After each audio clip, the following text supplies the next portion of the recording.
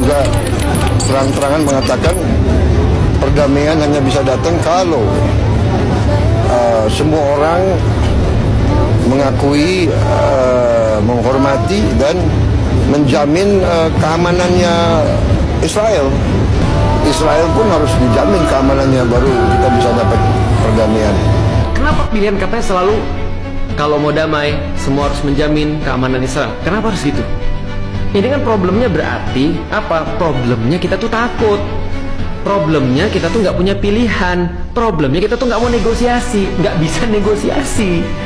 Jadi jangan ngomong bahwasanya ini negosiasi. Itu nggak masuk akal, itu nggak masuk logik gitu maksudnya. Udah ngomong aja, kita lakukan ini karena kita pengen tetap dagang sama Amerika, kita melakukan ini karena kita takut sama Trump, kita melakukan ini semua karena kalau nggak deket sama Trump nanti kita susah, kalau deket sama Trump kita dapat banyak privilege. Itu aja ngomongnya, itu lebih jujur gitu kan ya. Lagian ngapain kita gabung ke PBB kalau gitu? Dan satu lagi, problematika yang lebih utama, ini sudah termasuk jalan normalisasi dengan Israel. Kenapa aku bilang begitu? Karena guys, pemimpin kita guys, satu grup sama Israel, bahas tentang perdamaian, bahasnya bareng Israel.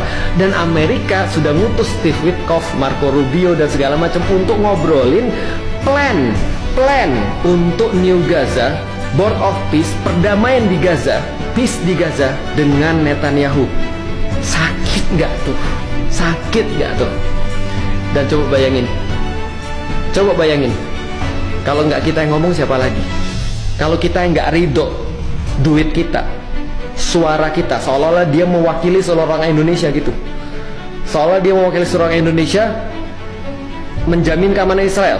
Aku nggak mau sih, aku nggak ikut-ikutan dalam madness ini, aku nggak ikut-ikutan dalam kegilaan ini, aku nggak ikut-ikutan dalam perkara-perkara yang menjijikkan kayak gini.